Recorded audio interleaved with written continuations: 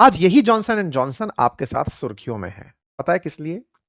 इसका जो पाउडर है ना जॉनसन एंड जॉनसन, उसके चलते इसे 50,000 करोड़, आसान भाषा में 5.5 billion dollar, almost 1 billion dollar जो है वो 9500 करोड़ का होता है। 50,000 करोड़ रुपए भारतीय रकम में अगर मैं कहूं, अमेरिकी रकम 5.5 बिलियन डॉलर हर जाने में चुकाने हैं। कारण, जॉनसन एंड जॉनसन पाउडर लगाने वालों को कैंसर हो गया। अमेरिका में इस बात को लेकर के लंबे समय से केस चल रहा है। इसके चलते जॉनसन एंड जॉनसन ने पीड़ित लोगों को मुआवजा देना तय किया है, और वो कितना है? 5.5 बिलियन डॉलर। आप कहेंगे सर बचपन से तो हमारे देश में भी इस्तेमाल हो रहा है, हमारा क्या? हमारी चर्चा नहीं है। अभी फिलहाल चर्चा जॉनसन एंड जॉनसन की है कि वो अमेरिका के अंदर सेटलमेंट में 5.5 बिलियन डॉलर दे रहा है। दुनिया भर में कारोबार करने वाला ये जॉनसन क्या है, क्या कहानी है, कैंसर क्या अमेरिका में ही हुआ है, क्या कहीं और नहीं हो सकता, बाकी जगह क्या होगा, सारी बातें आज के इस सत्र में कर ही लेते। कारण समझने का प्रयास करते हैं कि आफ्टर ऑल ऐसा कौन सा मामला था, कितने लोग थे, क्या कहानी है, और क्या हम लोग कहीं उस दायरे में तो नहीं आ रहे हैं। लेकिन इतना तय है कि जॉनसन एंड जॉनसन के इस कारनामे के बाद लोगों में एक चेतना जरूर जगेगी कि कुछ तो मैसी है। लगभग 76,000 दावे हैं। 76,000 लोगों ने यह दावा किया कि उन्हें इसका इस्तेमाल करने के बाद ओवेरियन कैंसर हो गया, अंडाशय में कैंसर हो गया। जॉनसन एंड जॉनसन 1886 में स्थापित हुई एक कंपनी, अमेरिका की कंपनी है, बड़ी स्वास्थ्य कंपनी है। अगर इसके बड़े काम देखे जाएं तो आजकल ये रिसर्च में काम कर रही है, नई दवाओं की खोज में काम कर रही है, मेडिकल इंस्ट्रूमेंट्स बना रही है, मेडटेक क्षेत्र में, जिसमें कि आप सर्जरी, हड्डियों के अंदर, आंखों में दूसरी चिकित्सा जरूरतों के जो उपकरण हैं उनको बनाने में काम कर रही है। कई इनोवेटिव मेडिसिन को लेकर, गंभीर बीमारियों को लेकर के दवाइयां निर्मित कर रही है। इसने जो पुराना जो काम था अपना, वो उठा करके कैनव्यू नाम की कंपनी को दे दिया, जो आप लोगों की सेवाओं में आने वाला है, कंज्यूमर हेल्थ से जुड़ा हुआ जो मामला है, चाहे फिर वो बैंडेड से जुड़ा हुआ हो, चाहे लिस्ट्रीन से जुड़ा हुआ हो, या फिर आप टेल्कम पाउडर यूज करते हो, ये सारा कारोबार इसने एक अन्य कंपनी को 2023 में पकड़ा दिया कि यार तुम ये पकड़ो, हम बड़े प्रोजेक्ट की तरफ जा रहे हैं। बड़े प्रोजेक्ट की तरफ आप जानकर आश्चर्य करेंगे कि इस कंपनी का जो रेवेन्यू है ना, सालाना जो रेवेन्यू है इस कंपनी का, वो 94 बिलियन डॉलर है। और जो प्रॉफिट है वो इसका 25 बिलियन डॉलर है साल का, यानी कि 25,000 करोड़, आसान भाषा में।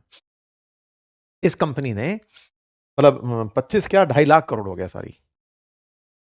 इतना बड़ा रेवेन्यू करने वाली कंपनी, इतनी इनकम करने वाली कंपनी ने इस लॉ सूट के डर से कि 76,000 लोग डिमांड कर रहे हैं कि हमें कैंसर हो गया है तुम्हारा प्रोडक्ट लगा करके, लंबे समय से चले आ रहे केस से निपटने के लिए इन्होंने पाउडर बनाने वाली कंपनी को एक अलग ब्रांड में डाल दिया, नाम रखा कैनव्यू, कि भैया कैनव्यू तुम ही निपट लेना। बीच में तो इन्होंने ये काम भी किया कि हम अपने आप के इस प्रोडक्ट को दिवालिया घोषित कर देते हैं, सब पैसा ही नहीं है, हम क्या दें। मामला गंभीर है ना। ये खैर अपने आप को तो बचा के निकल गए कि साहब जॉनसन एंड जॉनसन का अब काम तो मेड केयर में काम करना है, इनोवेटिव मेडिसिन बनाना है, बाकी तो कैनव्यू संभाले। तो हुआ ये कि जॉनसन एंड जॉनसन के जो उत्पाद हैं, टेल्कम पाउडर्स हैं, जिनके अंदर मैग्नीशियम, सिलिकॉन, ऑक्सीजन और हाइड्रोजन होते हैं। क्योंकि असल में पाउडर जब आप लगाते हैं तो लगाते दो कारण से हैं कि यार पसीने की स्मेल ना रहे, तो स्मेल ना रहे तो उसमें आपके लिए क्या ऐसा हो जो पसीना सोखा जा सके, क्या ऐसा हो जो आपको नुकसान ना पहुंचाए। तो इस काम के लिए इस टेल्कम के अंदर नमी सोखने का वाला फीचर डाल दिया गया। लेकिन हुआ ये कि जब आप नमी सोखने के लिए सिलिकॉन का इस्तेमाल कर रहे हैं, मैग्नीशियम का इस्तेमाल कर रहे हैं, जहां टेल्कम पाउडर बनाया जा रहा है, असल में टेल्कम पाउडर को बनाने में एस्बेस्टस का इस्तेमाल भी हो रहा है। मतलब जहां टेल्कम की खदानें हैं, वहां पर एस्बेस्टस प्रचुर मात्रा में पाया जाता है। और जब एस्बेस्टस प्रचुर मात्रा के अंदर पाया जाता है, तो वही आपके प्राइवेट पार्ट्स के शरीर से आपके शरीर में एंट्री कर जाता है। मतलब एस्बेस्टस जिसकी आपने कई बार शेड्स बनी देखी होंगी, और उन शेड्स को आपने स्टेशंस पर कई जगह पर बना देखा होगा। उस एस्बेस्टस का जो पार्टिकल है ना, वो छोटे कण, वो आपके शरीर के अंदर, और विशेष रूप से प्राइवेट पार्ट्स जहां की स्किन बहुत ही नाजुक है, वहां से आपके शरीर के अंदर एंट्री कर जाते हैं, और उनकी वजह से ओवेरियन कैंसर होने लगता है। इसके साथ दो बड़े मुकदमे, क्योंकि असल में आप पाउडर का इस्तेमाल अंडर आर्म्स में कर रहे हैं, बीनीथ लेग्स कर रहे हैं, आप जहां पर भी नेक पर कर रहे हैं, यहाँ की स्किन बहुत नाजुक है, और यहां से वो एस्बेस्टस आपके शरीर में एंट्री कर रहा है। दो तरह की बड़ी परेशानियां। एक मेसोलिथियोमा, मेसोलिथियोमा के अंदर क्या हो रहा है कि आपके फेफड़े और पेट के अंदर की जो परत है, उसको प्रभावित करने वाला कैंसर हो रहा है। और दूसरा अंडाशय यानी ओवेरियन कैंसर जो है वो इसकी वजह से हो रहा है। महिलाओं ने इस बात की काफी ज्यादा शिकायत दर्ज करी।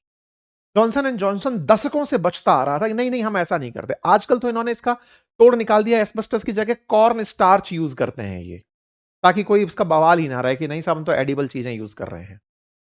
लेकिन एक दौर में जिस समय अमेरिका के अंदर ये लोग इसका इस्तेमाल कर रहे थे और दुनिया भर में कर रहे थे, इवन हमारे देश में भी ना जाने कितने लोगों को इसकी वजह से कैंसर हुए होंगे, लेकिन हमारे अंदर अवेयरनेस नहीं है। हम अपने कॉस्मेटिक चीजों को इसका कारण जिम्मेदार नहीं मानते। हम मानते हैं कि अरे हाँ ठीक है, हो गया होगा, हमारे दिन खराब थे। लेकिन अमेरिका के अंदर लोगों ने इसमें अवेयरनेस दिखाया, लोगों ने इस बात को उठाया। 1950 से लेकर 1970 के दशक में कई जगह ऐसे दस्तावेज बाहर निकल कर आए, कई जगह बातें निकल कर आई कि भाई एस्बेस्टस खनिज जो है उसके साथ साथ एक्टिनोलाइट और ट्रोलोनाइट जैसी चीजें भी हैं जो इस टैल्क में मिली हुई हैं, जिसके चलते लोगों के अंदर शरीर में इस तरह के फर्क पड़ रहे हैं। फिर क्या हुआ? जॉनसन एंड जॉनसन के सामने दावों की संख्या बढ़ती चली गई।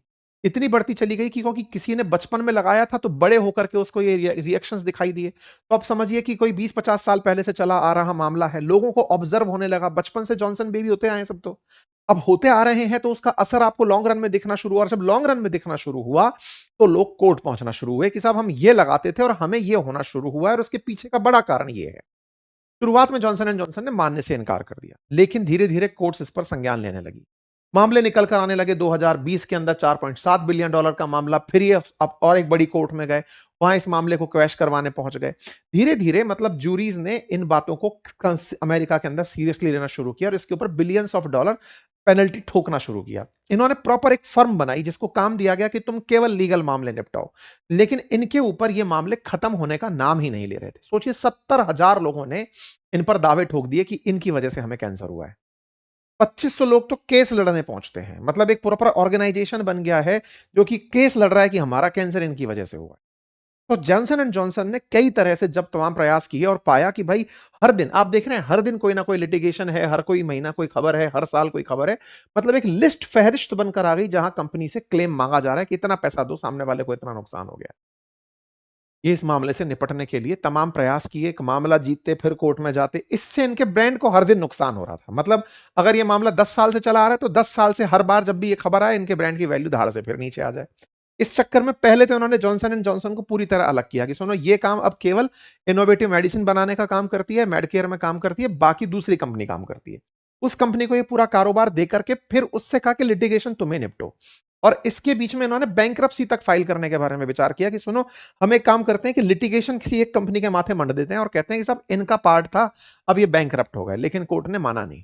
कोर्ट ने कहा ये सब तुम जो फर्जी काम कर रहे हो इसको हम मानेंगे नहीं, सीधा मुद्दे पर आओ, कितना पैसा दे सकते हो। फाइनली जॉनसन एंड जॉनसन ने कहते हैं ना आउटडोर सेटलमेंट कर लिया कोर्ट के बाहर कि साहब हम आउटडोर्स बाहर बाहर ही सेटलमेंट कर लेंगे, कोर्ट के बाहर ही सेटलमेंट कर लेंगे। और 5.5 बिलियन डॉलर का सेटलमेंट फिर निकल कर आया। तय हुआ है कि यह रकम 2027 तक 3 अरब डॉलर यानी 3 बिलियन डॉलर दी जाएगी और 2028 तक बाकी रकम का भुगतान किया जाएगा। लेकिन अगर मांगने वालों की संख्या ज्यादा आ गई तो ये 7 बिलियन डॉलर तक देने को तैयार है। अभी तो 2500 दावेदारों की मांग है, 70,000 का क्या होगा देखने वाली। हालांकि ये समझौता लागू तभी होगा जब दावेदार मान जाएंगे। कह रहे हैं कि 95% दावेदार अगर मान गए तो जाकर समझौते को मानेंगे, अदरवाइज खेल खेल खेलते रहो। लेकिन एक चीज तो तय है कि जॉनसन एंड जॉनसन खुद ये मान गया है कि उनकी वजह से लोगों को दिक्कत हुई है। क्या कहेंगे आप? क्या आप में भी कुछ ऐसे लोग हैं जिन्होंने बचपन में इसका इस्तेमाल किया है? आज आप में से कुछ नॉन लोग ऐसे हैं जिन्हें इस तरह की पीड़ा से गुजरना पड़ा है। कानून व्यवस्था और जागरूक होते अमेरिका को आपने देख लिया। बाकी आप इस बारे में क्या सोचते हैं? जरूर बताएं।